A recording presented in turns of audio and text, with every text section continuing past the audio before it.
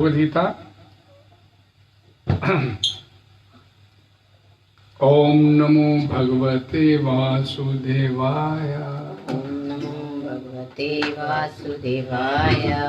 ओम नमो भगवते वासुदेवाय। ओम नमो भगवते वासुदेवाय। ओम नमो भगवते वासुदेवाय। ओम नमो भगवते वासुदेवाय। चर्चा करेंगे श्रीमद् भगवद गीता यथारूप। आज श्लोक है अध्याय 5, श्लोक संख्या नंबर 15। श्लोक इस प्रकार है। न आदते कस्यचित् पापम न च एव सुकृतं विभु अज्ञानेन आवृतं ज्ञानम तेन मोह्यन्ते यन्तवा। इस श्लोक का हिंदी अनुवाद। परमेश्वर ना तो किसी के पापों को ग्रहण करता है न पुण्यों को, किंतु सारे देहधारी जीव उस अज्ञान के कारण मोहग्रस्त रहते हैं जो उनके वास्तविक ज्ञान को आच्छादित किए रहता है। इस श्लोक का तात्पर्य His Grace, His Divine Grace जगद्गुरु शील प्रभुपाद जी द्वारा सरल स्पष्ट है, ध्यान से सुनने की आवश्यकता है। विभु का अर्थ है परमेश्वर जो असीम ज्ञान, धन, बल, यश, सौंदर्य तथा त्याग से युक्त है। वह सदैव आत्मतृप्त और पाप पुण्य से अविचलित रहता है। वह किसी भी जीव के लिए विशिष्ट परिस्थिति नहीं उत्पन्न करता, अपितु जीव अज्ञान से मोहित होकर जीवन की ऐसी परिस्थिति की कामना करता है जिसके कारण कर्म तथा फल की श्रृंखला आरंभ होती है। जीव परा प्रकृति के कारण ज्ञान से पूर्ण है, तो भी वह अपनी सीमित शक्ति के कारण अज्ञान के वशीभूत हो जाता है। भगवान सर्वशक्तिमान है किंतु जीव नहीं है। भगवान विभु अर्थात सर्वज्ञ है किंतु जीव अनु है। जीव आत्मा में इच्छा करने की शक्ति है किंतु ऐसी इच्छा की पूर्ति सर्वशक्तिमान भगवान द्वारा की जाती है। अतः जब जीव अपनी इच्छाओं से मोहग्रस्त हो जाता है तो भगवान उसे अपनी इच्छा पूर्ति करने देते हैं, किंतु किसी परिस्थिति विशेष में इच्छित कर्मों तथा फलों के लिए उत्तरदायी नहीं होते। अतएव मोहग्रस्त होने से देहधारी जीव अपने परिस्थिति जन्य शरीर मान लेता है और जीवन के क्षणिक दुख तथा सुख भोगता है। भगवान परमात्मा रूप में जीव का चिरसंगी रहते हैं। फलतः वे प्रत्येक जीव की इच्छाओं को उसी तरह समझते हैं जिस तरह फूल के निकट रहने वाला फूल की सुगंध को। इच्छा जीव को बद्ध करने के लिए सूक्ष्म बंधन है। भगवान मनुष्य की योग्यता के अनुसार उसकी इच्छा को पूरा करते हैं। आपन सोची होत नहीं, प्रभु सोची तत्काल। अतः व्यक्ति अपनी इच्छाओं को पूरा करने में सर्वशक्तिमान नहीं होता, किंतु भगवान इच्छाओं की पूर्ति कर सकते हैं। वे निष्पक्ष होने के कारण स्वतंत्र अनुजीवों की इच्छाओं में व्यवधान नहीं डालते। किंतु जब कोई भगवान कृष्ण की इच्छा करता है तो भगवान उसकी विशेष चिंता करते हैं और उसे इस प्रकार प्रोत्साहित करते हैं कि भगवान को प्राप्त करने की उसकी इच्छा पूरी हो और वह सदैव सुखी रहे। अतः वैदिक मंत्र पुकार कर कहते हैं, एषो ही एव साधु कर्म कारयति तम यमेभ्यो लोकेभ्यो उनिष्यते। एष उ एव साधु कर्म क्रियति यमदो निनिष्यते। भगवान जीव को शुभ कर्मों में इसलिए प्रवृत्त करते हैं जिससे वह ऊपर उठे। भगवान उसे अशुभ कर्मों में इसीलिए प्रवृत्त करते हैं जिससे वह नरक जाए। कौशिकी उपनिषद 3:8। अज्ञो जंतुर्निशो अयम आत्मना सुख दुख्यो ईश्वर प्रेरितो गच्छेत स्वर्गवास परमेव च। जीव अपने सुख दुख में पूर्णतः आश्रित है। परमेश्वर की इच्छा से वह स्वर्ग या नरक जाता है, जिस तरह वायु के द्वारा प्रेरित बादल। अतः देहधारी जीव कृष्ण भावना अमृत की उपेक्षा करने की अपनी अनादि प्रवृत्ति के कारण अपने लिए मोह उत्पन्न करता है। फलस्वरूप स्वभाव का सच्चिदानंद स्वरूप होते हुए भी वह अपने अस्तित्व की लघुता के कारण भगवान के प्रति सेवा करने की अपनी स्वाभाविक स्थिति को भूल जाता है और इस तरह वह अविद्या द्वारा बंदी बना लिया जाता है। अज्ञानवश जीव ये कहता है कि उसके भव बंधन के लिए भगवान उत्तरदायी है। इसकी पुष्टि वेदांत सूत्र 2:1-34 भी करते हैं। वैषम्य निरीगम्य न सापेक्षत्वात् तथा ही दर्श्यते। भगवान ना तो किसी के प्रति घृणा करते हैं ना किसी को चाहते हैं, यद्यपि ऊपर से ऐसा प्रतीत होता है। हरे कृष्ण। ओम अज्ञानतिमिरन्धस्य ज्ञानाञ्जनशलाकया चक्षुर्मिलितं तस्मै श्री गुरवे नमः। श्री चैतन्य मनोभीष्टं स्थापितं येन भूतले स्वयं रूपः कदा मह्यं ददाति सम्पदां।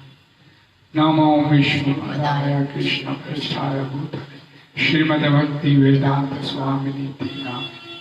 नमस्ते सरस्वती देवी गौरवाणी प्रचारिणे निर्विशेष शून्यवादी पाश्चात्य वांछा कल्पतरुभ्यश्च कृपा सिन्धुभ्यश्च पतितनाम पावनेभ्यो वैष्णवेभ्यो नमः। जय श्री कृष्ण चैतन्य प्रभु नित्यानंद श्री अद्वैत गदाधर श्रीवासादि गौर भक्तवृंद। हरे कृष्णा कृष्णा कृष्णा हरे हरे, हरे राम राम राम। भागवतवाणी श्रीमद् भगवद गीता की जय। जगत गुरु श्री प्रभात की जय। हरे कृष्णा। न आदते, ये बड़ा सुंदर ये भगवद गीता का श्लोक था। न आदते कस्यचित् पापम न च एव सुकृतम विभु अज्ञानेन आवृतम ज्ञानम तेन मुह्यन्ति जन्तवः। अर्थात भगवान किसी के न पापों को ग्रहण करते हैं न पुण्य को, लेकिन सारे देहधारी जीव उस अज्ञानता के कारण मोहग्रस्त रहते हैं जो उनके वास्तविक ज्ञान को आच्छादित किए रहता है। इसमें बड़ी महत्वपूर्ण बात जो श्रील प्रभुपाद जी ने यहाँ पर लिखी,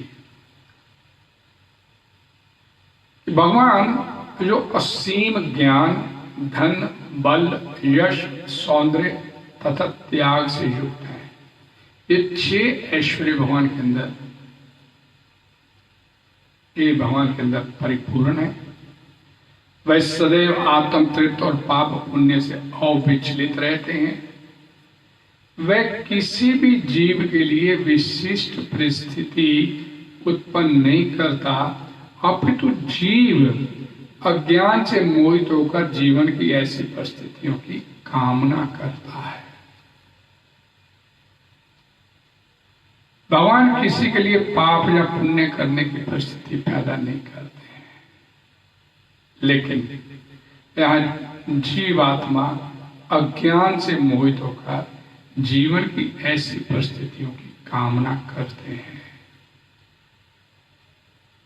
जिसके कारण कर्म तथा फल की श्रृंखला आरंभ होती है। जीव, ध्यान से सुनिएगा, जीव परा प्रकृति के कारण ज्ञान से पूर्ण है।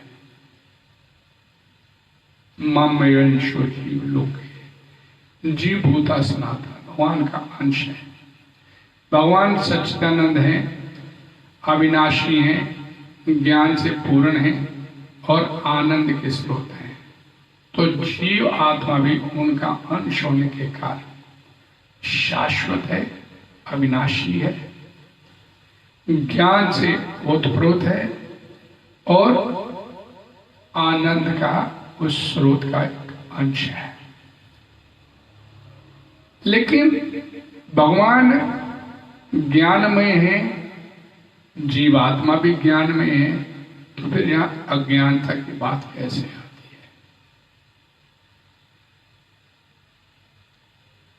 जीव परा प्रकृति के कारण ज्ञान से पूर्ण है, तो भी वह अपनी सीमित शक्ति के कारण अज्ञान के वशीभूत हो जाता है। सीमित शक्ति के कारण अज्ञान के वशीभूत हो जाता है। भगवान सर्वशक्तिमान है, किंतु जीव सर्वशक्तिमान नहीं है। लेकिन इसे बोला जाता है भगवान की तटस्था शक्ति। ये माया की तरफ भी लुढ़क जाता है और भगवान की तरफ भी चलता है, जबकि इसका वास्तविक स्वरूप, वास्तविक स्वभाव जो है, ये वास्तव में भगवान की तरफ चलने का ही है। लेकिन चूंकि ये अज्ञानता में माया की तरफ चल देता है, माया की गोद में बैठ जाता है, तो ये अपने वास्तविक ज्ञान से दूर हो जाता है। हमने कल भी चर्चा की थी कि जीवात्मा अपनी स्वतंत्रता का दुरुपयोग करता है। दुरुपयोग का अर्थ कि भगवान ने इसको स्वतंत्रता दी है भगवान की तरफ चलने के लिए, लेकिन ये अपनी उस दी गई स्वतंत्रता का दुरुपयोग करते हुए ये माया की तरफ चल पड़ता है और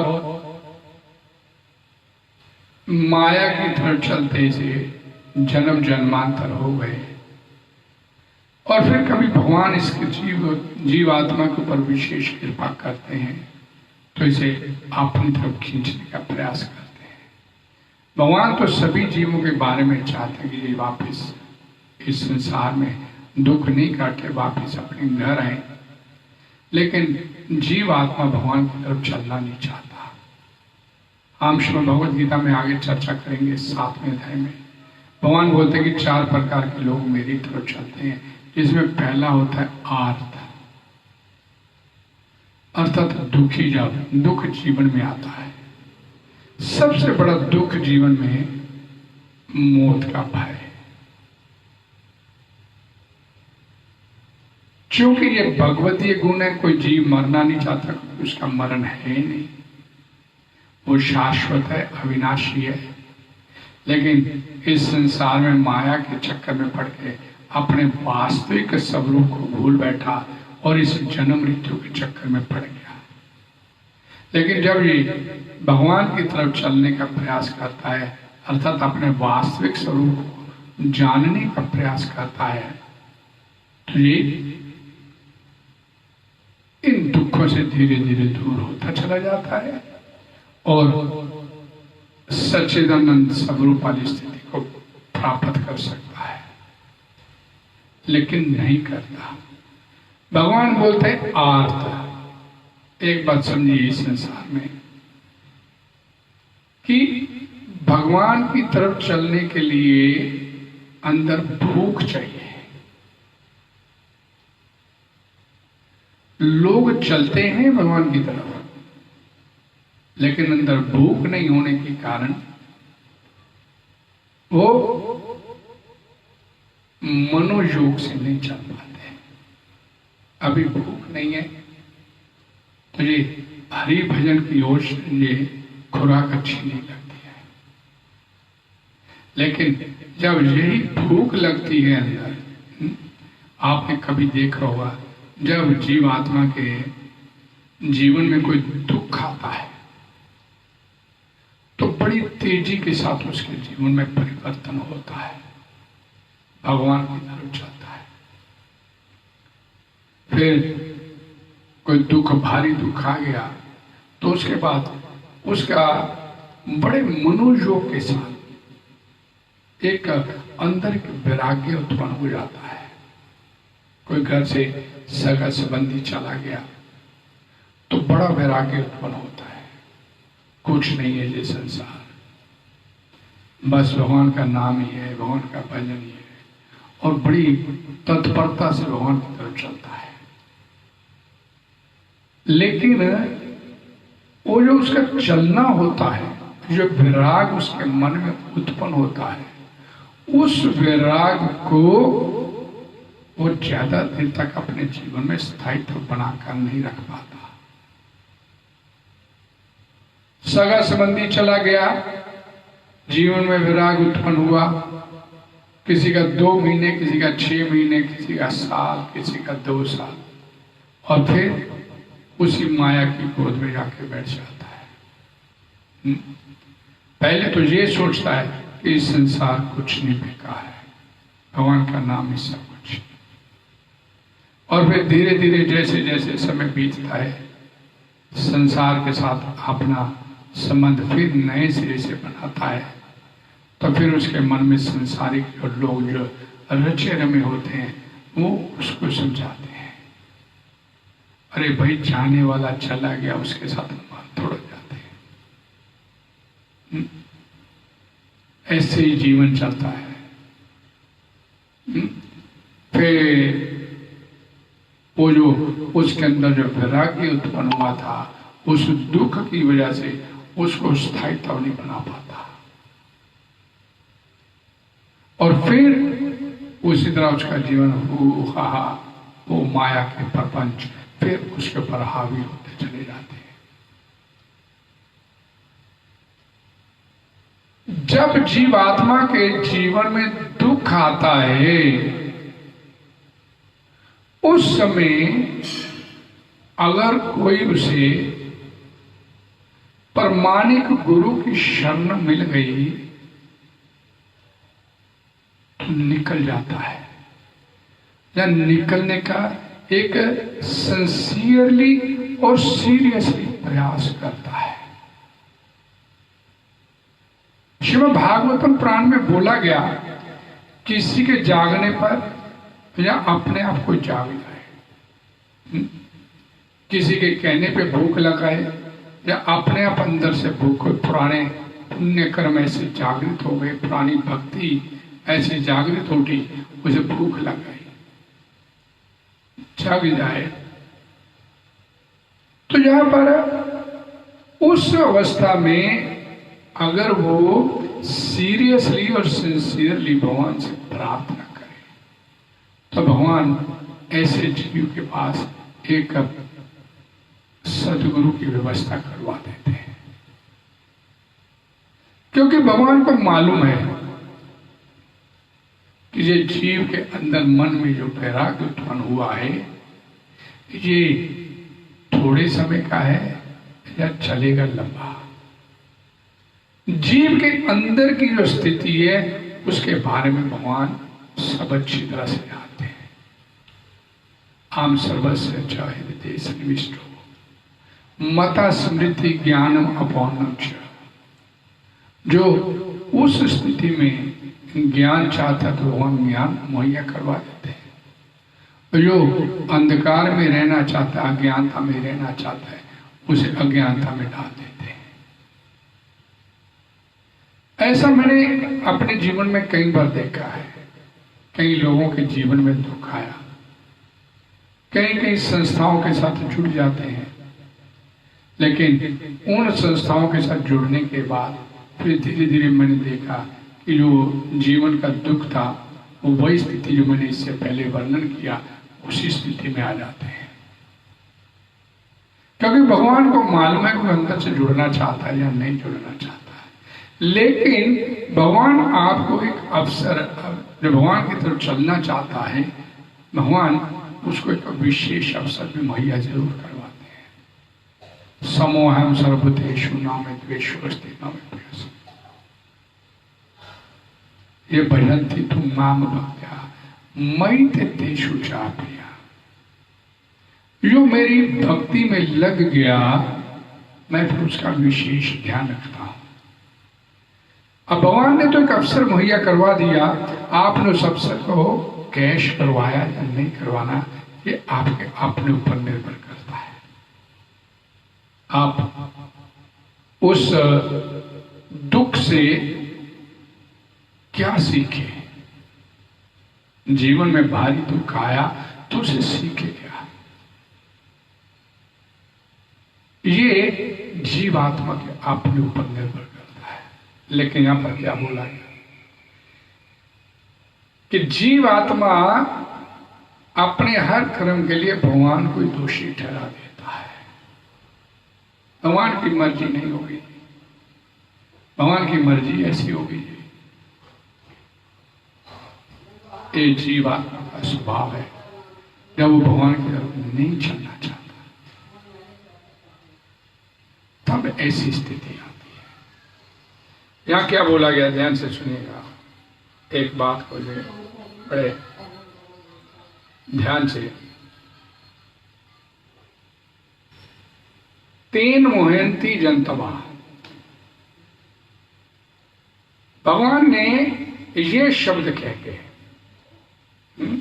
बोला श्लोक में, उन्होंने भगवान ने कि अज्ञानेन आवृतम ज्ञानम तेन मोहंती जनतवा, उस अपने अज्ञानता की वजह से वो भगवान को दोषी ठहरा देता है और जीवन पे जंतवा, जंतवा का अर्थ है पशु की तरह, फिर वही जीवन उसका वही उसी पद्धति के ऊपर चलना शुरू हो जाता है। तेन मोहंती जंतवा कहने के पीछे भगवान का तात्पर्य क्या है, ये बात को समझिए। भगवान ने मनुष्य योनि दिया, मैंने कल भी आप लोगों को बोला था, इसमें पुराने कर्मों का लेन देन भी है और नया कर्म करके अर्थात भगवान का भजन करके इस संसार से छुटकारा प्राप्त करने का एक अवसर भी है। लेकिन भगवान जब किसी को ये अवसर प्रदान करते तो वो मनुष्य जन्म देते हैं तो भगवान चाहते हैं कि अब ये जीव मेरी तरफ देखे और वापस अपने घर आने का प्रयास करें, वापस घर आ जाए।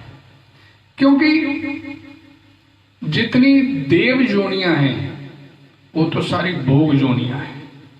जीवात्मा ऊपरी लोकों में चला गया, पुण्य कर्म किए, पुण्य कर्मों का प्रभाव है तो भोग में मस्त हो जाता है, भोगता है, देवी देवता की जोनी में आ गया, स्वर्ग लोकों में चला गया। ते तम भुक्त्वा स्वर्गलोकम विशालम, खूब भोगने का अवसर उसे प्राप्त होता है। लेकिन जो दूसरी योनियां हैं, जलचर, थलचर, नभचर, जितनी और पशु योनियां, पक्षी योनियां, ये सब अपने दुखों को भोगने के लिए, पाप कर्मों को भोगने के लिए, ये भोग योनियां बोली जाती है, ये अपने पाप कर्मों को भोगने के लिए उस योनि में गया। केवल एक मनुष्य योनि ऐसी है जिसमें शास्त्र बोलते हैं कि जीवात्मा को नया कर्म करने अर्थात भगवान तब चलने की सुविधा प्राप्त होती है और भगवान को सुविधा देते हैं। एक बार मनुष्य शरीर मिलने के बाद भगवान प्रत्येक, भगवान क्या नाम है, करुणा सिंधु, दीन बंधु, वो प्रत्येक जीवात्मा को ये अवसर अवश्य प्रदान करते हैं। उसके जीवन में सत्संग या सतगुरु की उपलब्धता उसके जीवन में अवश्य मिलती है। अब उस आए हुए अवसर को लात मार दे या उस अवसर को कैश करा ले, ये जीवात्मा के अपने ऊपर है। लेकिन भगवान अपनी तरफ से कोई कसर नहीं छोड़ते। लेकिन जीवात्मा यहां पर बोला गया तेन मोहंती जंतवा, अर्थात जो मनुष्य अपनी इस तर्क बुद्धि जो भगवान की तरफ चलने के लिए विशेष रूप से मनुष्य योनि को प्राप्त है, विवेक शक्ति जिसे हम बोलते हैं, तर्क शक्ति जिसे हम बोलते हैं, बुद्धि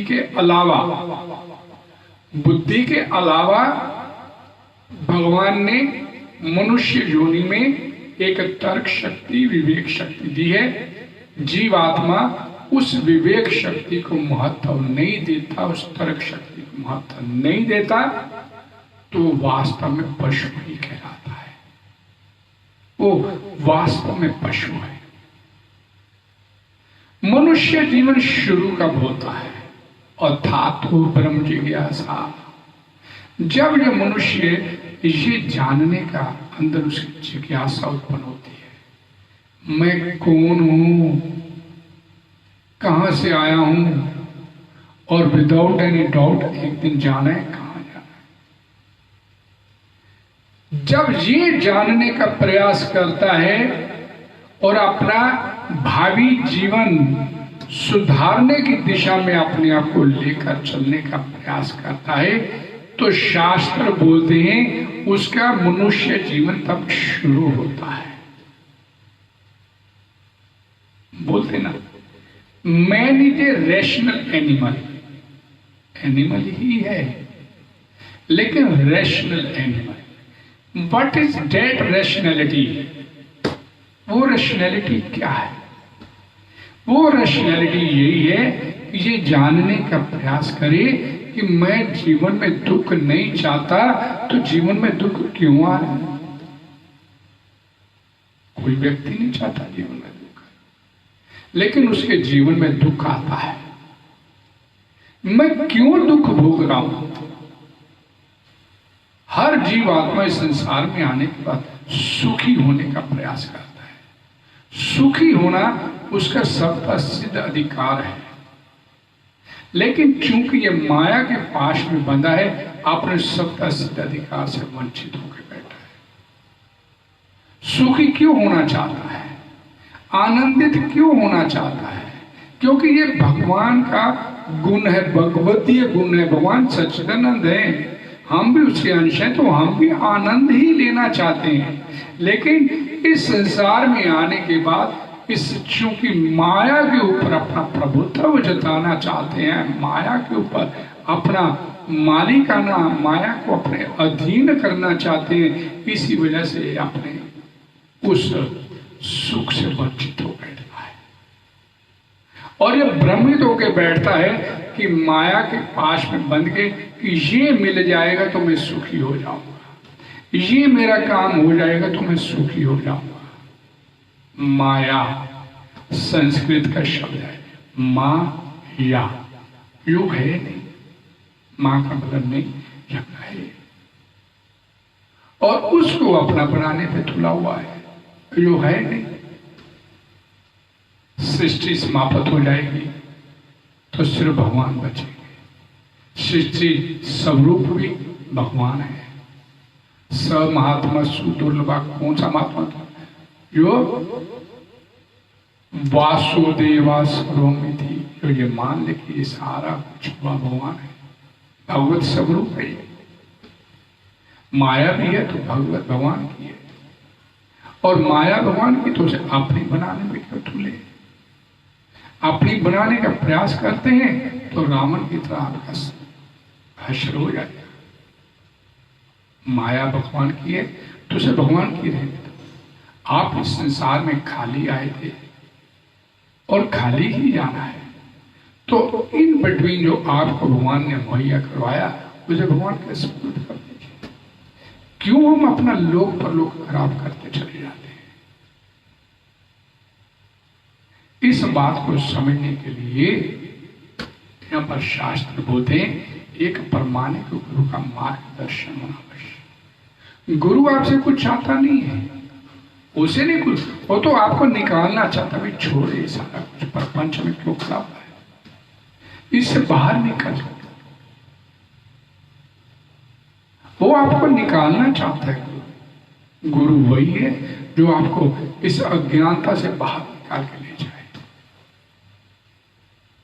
हम लोग कितना अंधकार में हैं कि मेरी वजह से ये उद्यम मैं चला रहा हूं, ये कारखाना चल रहा है, ये बड़ी बड़ी कंपनियां मैं चला रहा हूं, मैं चला रहा हूं। मैंने आपसे हमेशा इस बात को बल देके बोलता हूं। यहाँ प्रभुपाद जी ने भी बोला, आपन सोची होत नहीं, प्रभु सोचित। आपके कुछ सोचने से कुछ नहीं होना। दो शब्द हैं, डिजायर्स एंड नीड्स, कामना। इसी कामना, इन्हीं कामनाओं के चलते तो हम इस संसार में एक जन्म मृत्यु के चक्कर में पड़े। कामना करते रहते संसार की, जबकि नीड, आपकी आवश्यकता वो भगवान की है। कामना करते हैं 56 भोग मिल जाए, जबकि नीड आवश्यकता आपकी दाल चपाती की है। संसार को भोगने की ये प्रवृत्ति हमारे को जन्म जन्मांतर से संसार में लेके घूम रही है। जीव को जब अवसर मुहैया होता है, भगवान को कृपा करते हैं उसको इस संसार से बाहर निकालने के, उस अवसर को भगवान द्वारा मुहैया होना आपके जीवन में, अर्थात भगवान भी चाहते हैं कि अब तो इस संसार से बाहर निकल। लेकिन चूंकि जन्म जन्मांतर से हमारा मन इस संसार में रमा हुआ है और भगवान के उस अवसर को हम बेटे से नहीं दे पाते। मेरे को याद है कि आज से 15 साल 17 साल पहले जब मैं भी नहीं चलता था इधर, मैंने भी कभी भगवान का भजन नहीं किया था। संसार में रचा रमा हुआ जीव था। मेरे ऊपर एक वैष्णव कृपा हुआ, मेरे भी जीवन में ऐसी कोई परिस्थिति आई तो भगवान ने मेरे पास भी एक अवसर भेजा और उसका ये एक ही काम था। और मेरे पास आता था एक प्रमाणिक, क्या बोलते हैं, एक गुरु शिष्य परंपरा के तहत मेरे को भी एक प्रभुपाद जी का सेना का एक अधिकारी मेरे पास आया और उसने मेरे को सिर्फ एक ही बात के ऊपर बल दिया कि इस हरे कृष्ण महामंत्र को अपने जीवन में धारण करो।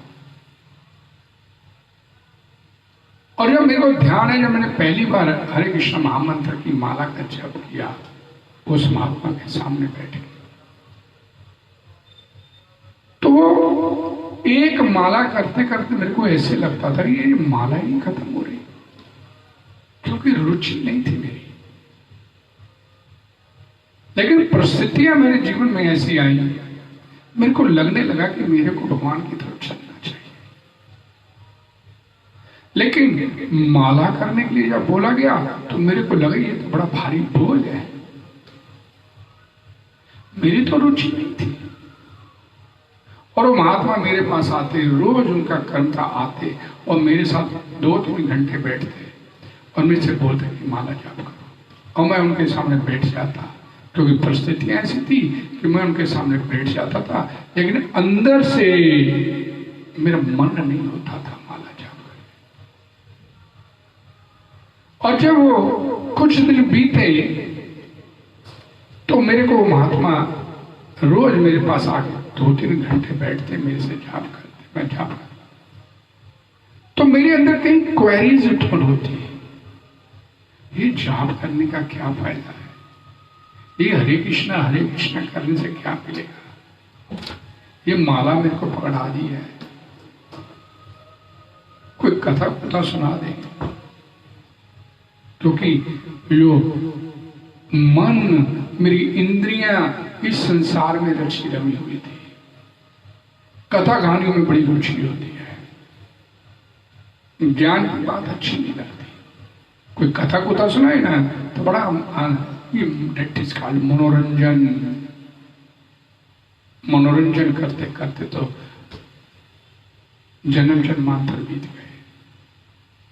लेकिन वो महात्मा मेरे को यही बोले, नहीं माला जाप कीजिए। और मेरे अंदर क्वेरी उत्पन्न हो, मैं उनसे सवाल करूं, प्रभु जी ये कैसे होता है। मैंने बोला ना जाप करो, मेरे को चुप करा दिया जाए। मैं फिर मन मार के माला करने बैठ सकता। 2-3 महीने बीत गए, वो महात्मा भी लगातार मेरे पास आ रहे हैं। वो तो अब मैं मानता हूं कि मेरे ऊपर भगवान की कितनी कृपा थी। तो जाप चलता रहा और महात्मा मेरे से बोले कि इसे मन लगा के करो, लेकिन मन नहीं लगता था। लेकिन मन मान के बैठ जाता था कि ये सोचता था कि अब ये 2-3 घंटे बैठना है इनके साथ, ये जाएंगे तो चलो फिर आराम मिलेगा।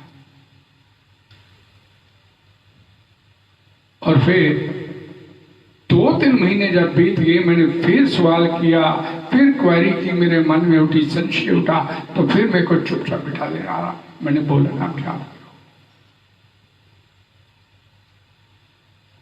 3-4 महीने के बाद मेरे मन में ये बात आई कि मैं जाप करने बैठ ही जाता हूं, भले मन मार के बैठता हूं। तो ये महात्मा बोलते हैं कि मन लगाओ, ये बोलो और सुनो अपने कानों से। मैं बोलता था लेकिन मन तो मेरा कहीं और चलायमान होता था।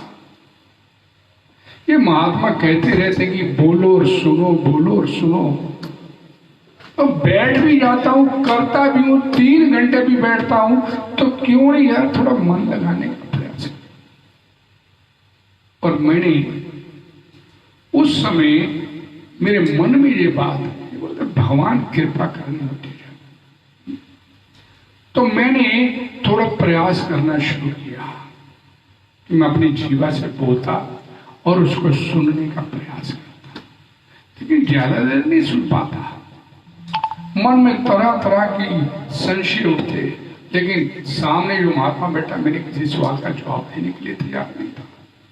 मैं जब भी मुंह खोलता कि प्रभु जी ये बताइए ना ऐसे कैसे होता है, तो भाई जाप करो। मैंने बोला ना जाप करो, जाप पे मन लगाओ, जाप पे मन लगाओ, इसी मेरे को बोल दिया। मैं चुप हो जाता। और फिर जो मेरे अंदर एक विशेष क्वेरी थी जो उठती थी, मेरे को उस क्वेरी का जवाब मेरे मन में आया कि ये महात्मा तो बता नहीं रहा। तो मेरे मन में कि इसका सवाल का जवाब यही होना चाहिए। तो मैंने 1-1.5 महीने बाद उस महात्मा से फिर कहा, प्रभु जी मैं आपसे ये सवाल पूछता हूं, इस सवाल का जवाब ये तो नहीं है। मेरे अंदर से उसका जवाब आया था। तो महात्मा मेरे को फिर पता क्या बोले, ये मन के घोड़े दौड़ाने बंद करो और अपने जाप पर कंसंट्रेट करो। मैं फिर चुप करके माला लेके बैठ गया। लेकिन उस दिन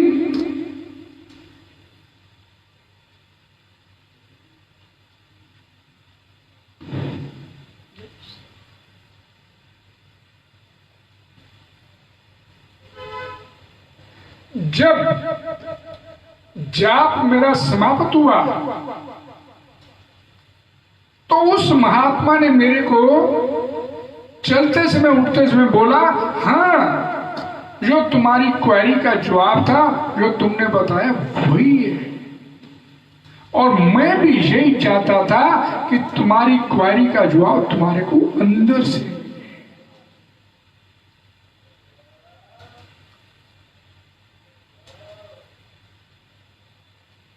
ईश्वर सर्वभूतानां हृदयेषु तिष्ठति, ब्राह्मण सर्वभूतानि। अंदर से आपको आपकी क्वेरी का जवाब जब मिलना शुरू हो गया, समझ लीजिए कि आपका रास्ता सही रास्ते पे चल रहे हो।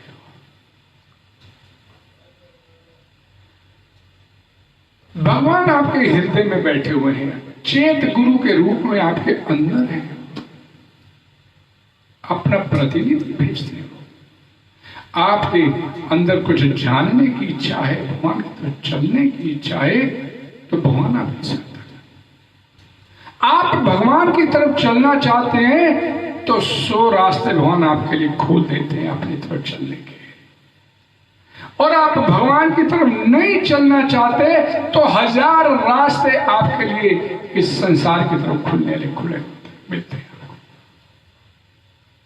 ये जीव आत्मा के अपने ऊपर निर्भर करता है। शिला प्रभुपाद जी बोलते थे कि ये जीव आत्मा सच पावरफुल, इतना पावरफुल जीव आत्मा है। ये आत्मा इतनी पावरफुल है, चाहे तो एक नए ग्रह का निर्माण कर सकती है।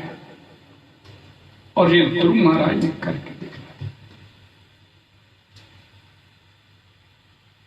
आंशिक प्रलय होती है, ब्रह्मा जी का एक दिन समाप्त होता है, रात होती, प्रलय होती, सारे ग्रह खत्म हो जाते हैं, लेकिन ध्रुव लोग फिर भी विद्यमान रहता है। जीवात्मा इतना पावरफुल है, लेकिन कर क्या है? ये संसार की छोटी छोटी बातों में तेरी मेरी में फंसा हुआ है, अपने वास्तविक स्वरूप को भूल के बैठा हुआ है।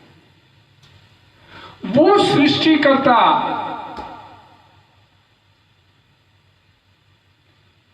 क्या कहता है श्रीमद् भागवतम पुराण में? अहम भक्ता पराधीनो, मैं अपने भक्त के अधीन हो जाता हूं। ऐसा मालिक आपका, अद्भुत मालिक आपका।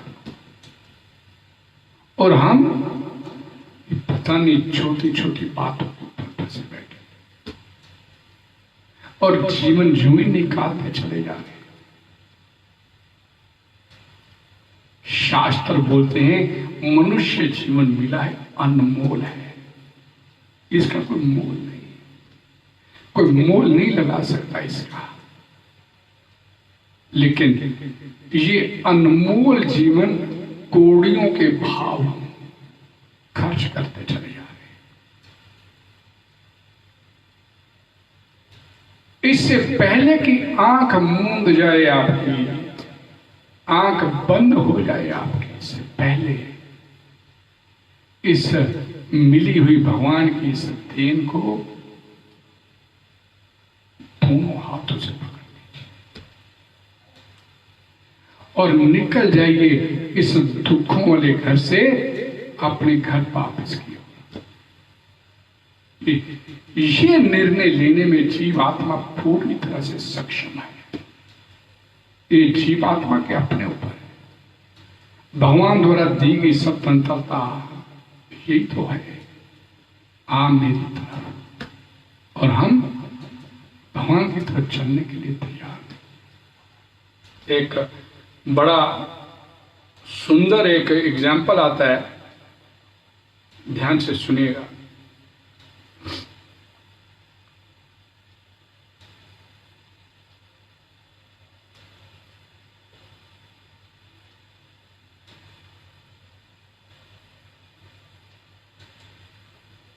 जितनी भी जीव योनियां दूसरी हैं, ये सारी भोग योनियां हैं। मनुष्य योनि तो भगवान की विशेष कृपा है, और इसके बाद भी अगर जीवात्मा अपना लाभ नहीं निकाल पाए तो उससे बड़ा उसका दुर्भाग्य कोई नहीं हो सकता। ध्यान से सुनिएगा। भगवान कितने ईगर हैं, कितने इच्छुक हैं आपको अपने घर वापस बुलाने। ध्यान से सुनिए। भगवान का भक्तों के प्रति एक विशेष वात्सल्य भाव बना हुआ है भगवान के अंदर। बोलते अहम सर्वजोनिषु बीज प्रद पिता, मैं आप लोगों का पिता हूं, माता मैं। एक वात्सल्य भाव है भगवान के अंदर। भगवान भगवत गीता में कई जगह बोले मेरी संतान हो, मेरा अंश हो, मेरे पास वापस आ। कहते हैं कि गाय के खाने में जो चारा, गाय का जो चारा होता है, उसमें गौमूत्र की या गोबर की थोड़ी सी भी गंध रह जाए, उसमें गंध बन आ जाए, तो गाय वो चारा नहीं चलती, खाती नहीं है वो चारा। एग्जाम्पल को ध्यान से सुनिएगा। लेकिन जब अपने नवजात बछड़े को जीभ से चाट के साफ कर देती है, समझिए इस बात कि गोबर और गौमूत्र की गंध आ जाए चारे में तो उसे नहीं खाती, लेकिन अपने नवजात जन्मे शिशु को चाट चाट के उसको साफ करती है। कैसे? इसमें उसे खुद को एक विशेष आनंद आता है। उसके आनंद की पहचान ये है कि अगर आप उसके नवजात बछड़े को धो के साफ कर दोगे तो उस गाय के दूध में कमी आ जाएगी। लेकिन जब गाय अपने उस बछड़े को अपनी जीभ से चाट के साफ करती है तो गाय के दूध में बढ़ोतरी हो जाती है। उसके अंदर इतना वात्सल्य भाव होता है गाय का अपने बछड़े के प्रति। गाय की जीभ इतनी कड़ी होती है कि चाटते चाटते बछड़े की चमड़ी से खून आ जाता है, फिर भी गाय छोड़ती नहीं, क्योंकि उसको एक विशेष आनंद मिलता है अपने उस बछड़े को चाटने में, चूमने चाटने में। वात्सल्य प्रेम में गाय सब कुछ भूल जाती है। वत्स नाम है बछड़े का, और बछड़े से उत्पन्न होने वाला प्रेम ही वात्सल्य प्रेम कहलाता है। और भगवान को इसी तरह भक्त का काम करने में आनंद आता है, प्रसन्नता होती है। मनुष्य भगवान की इच्छा की पूर्ति कर सकता है, इतनी इसमें योग्यता होती है।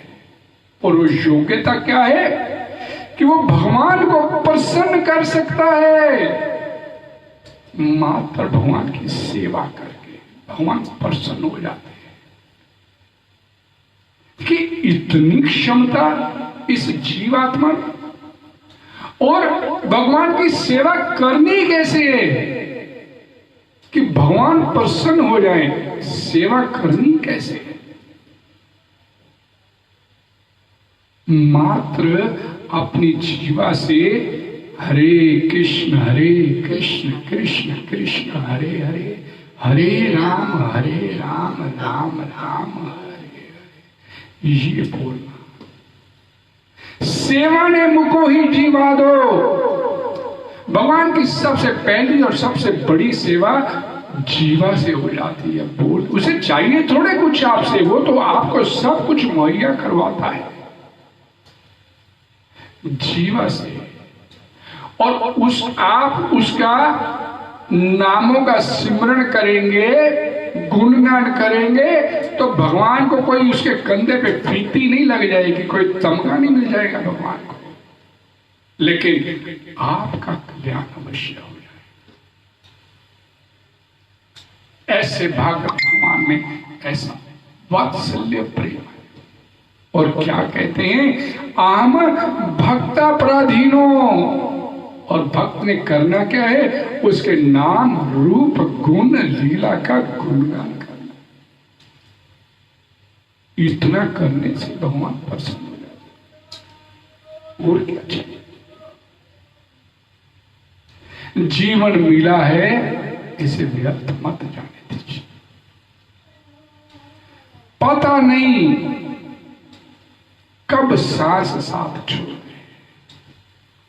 भगवान के धाम में और इस लोक में अंतर कितना है, आपकी उस आखिरी सांस आपके ऊपर निर्भर करता है। उस आखिरी सांस को आप कैश कराना चाहते हो, या फिर इसी संसार में सड़ने मरने के लिए दोबारा आना चाहते हो।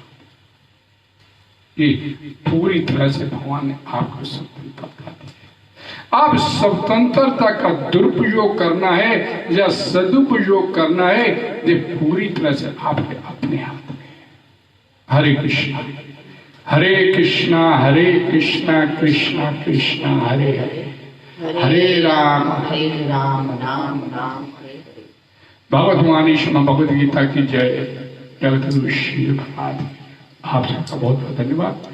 कल फिर इसी जगह पर शाम को संध्या समय भगवद गीता की क्लास में। धन्यवाद।